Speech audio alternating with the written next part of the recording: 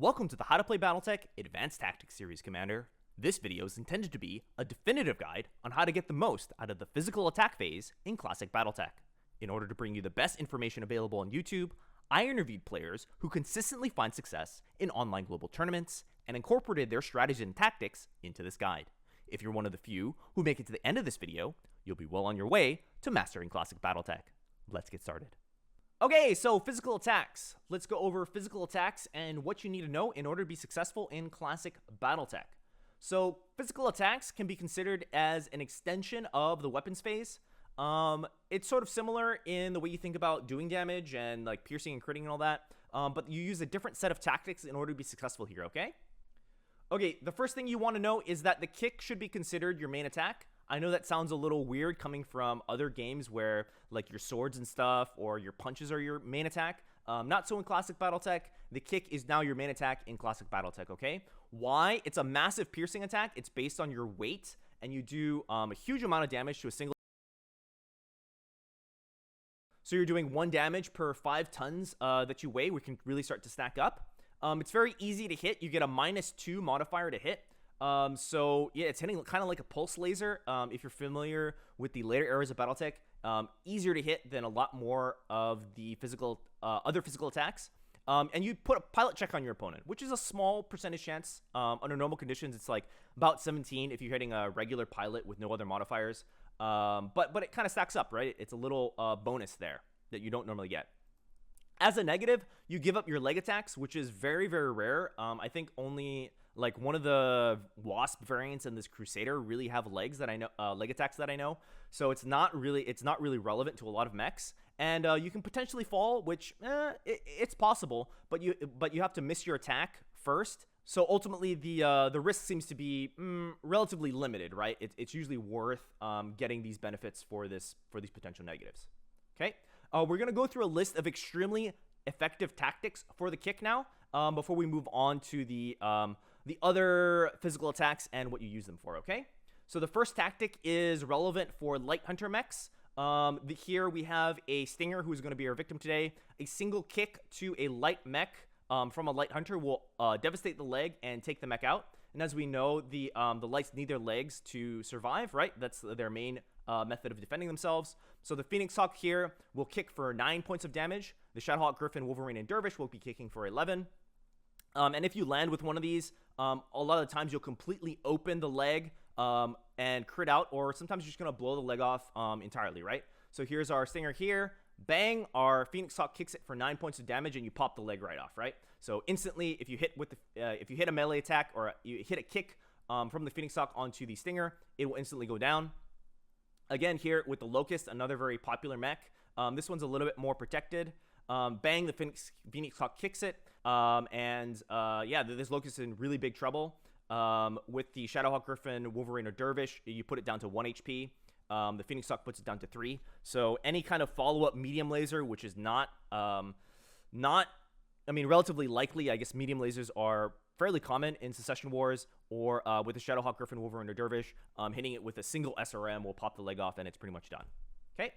So this extends to sort of a zone of control tactic where you can put a cavalry mech on a flank and protect and zone off a light off of that flank because of that big kick threat, right? So you're placing a cavalry on the flanks to zone off a light. Here we have a Griffin mech that's using its PPC and LRM to probably affect the outcome of this fight, so it's assisting the main fight here. And it's also zoning off. It's kind of doing a 2-for-1 where it's zoning off the Javelin. Javelin can't approach without risk of death. Right, it's gonna if it moves in here, it's gonna get kicked, so it's forced to reroute. So we can see it here. So this Griffin puts up a zone of control. If the Javelin tries to come in, the Griffin just gets right behind it and kicks it and blows its leg out. So it doesn't want to do that. The Javelin doesn't want to risk getting one shot, so it has to reroute here, and it buys its main force some time before it has to worry about this flank. Right, the Javelin has to go here, then here, then here, and then kind of reroute. Okay. Another tactic is kicking with a light. So kicks are pretty good with light mechs. It lets them kind of punch up. All you're doing is getting directly behind the enemy. So you're hitting that rear strike zone, maneuvering into that rear strike zone and kicking. And it makes larger mechs make pilot checks, right? So you get a bit of value here, right? So if you're a Locust at 432 value, you get behind a King Crab and kick it. King Crab's 1810 value. You might make it fall down. And in that way, these kind of lighter designs can kind of punch up. They can kind of help crowd control, help be a threat to these bigger assault mechs. In fact, I would argue with like the things like the Oscout and the Spider, that's their main way of contributing to a fight. Whereas the Firestarter and Javelin are kind of using it as add-ons because they hit a little harder. Okay, another tactic is rotating to the weak side. So this is particularly effective on mechs that go relatively fast. So like cavalry mechs that go at 5.8 or 5.85. It's one of the only ways to guarantee a hit on a specific location. So if you do this properly, you can guarantee a hit onto either the right or left leg. I'm going to show you how to do that. So you're going to perform this maneuver if you see a low armor leg. Here we have a Warhammer with notoriously low leg armor, right? The design has notoriously low leg armor. And it's been beat up. It's been like dinged up a little bit during the course of the fight. It's been hit with maybe some LRM clusters, maybe an SRM here, a couple medium lasers. This is not out of the ordinary in the early middle game to see on a mech like this. So very good on cavalry mechs again. So like the Wolverine Shadowhawk do 11 damage on a kick, Quick Draw Dragon 12 damage, and then the big old Charger does 16 points of damage. It totally chunks out either the right or left leg.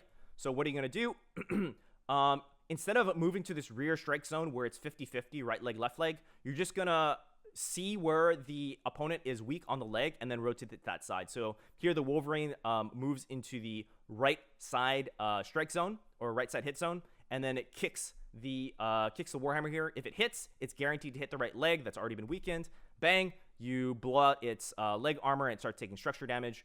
And yeah, it's a really powerful way to just chunk out an already weakened location if that location is the leg. So this one's really, really important, both on the offensive and defensive side. Any 60-ton mech can instantly kill another one if you have elevation and you kick them in the head. Why? Well, the max amount of armor you can have on the head is 9, and the max amount of structure you can have on the head is 3. So 9 plus 3 is 12. So if you're a 60-tonner, you're doing 12 points of damage. So if you ever get elevation, your kicks, instead of rolling on the kick table, now roll on the head hit table, and the head hit table has a 1 in 6 chance of hitting the head. So yeah, you can pretty much just knock out a mech entirely if you're a 60-tonner or above, or if that mech took a head hit previously, right?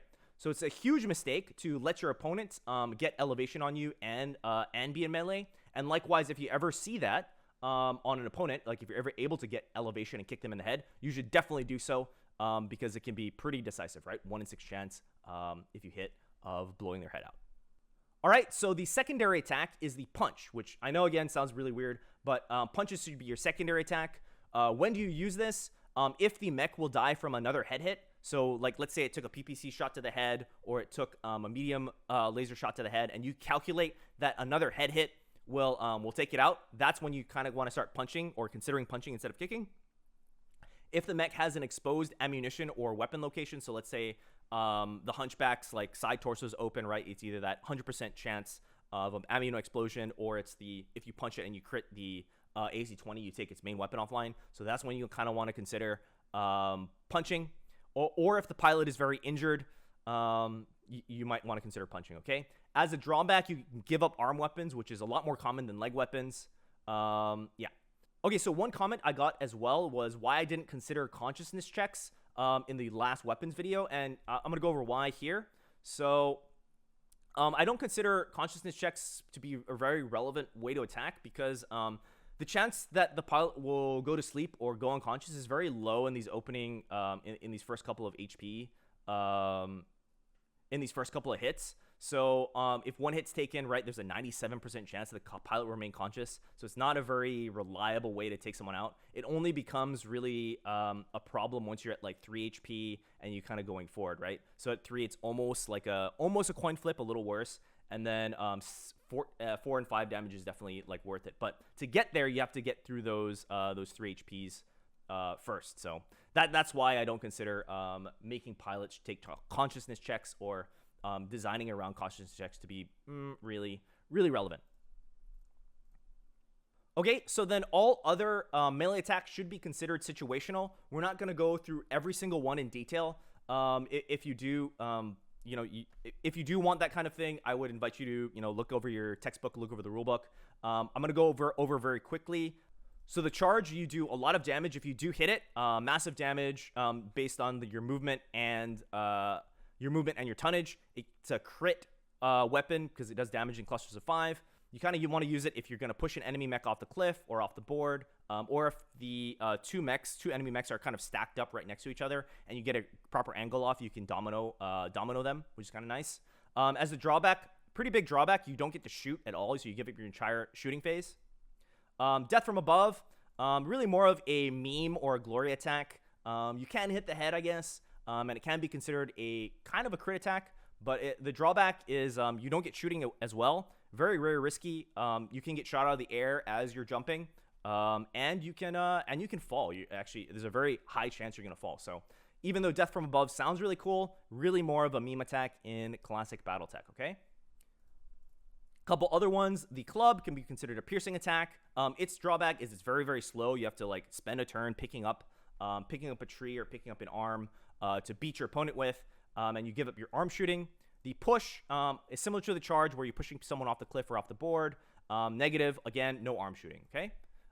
Physical weapon attacks that appear on the things like the Hatchet Man or the Axe Man can be considered a piercing attack that hit on the regular hit table, which isn't as good as like the punch or kick table.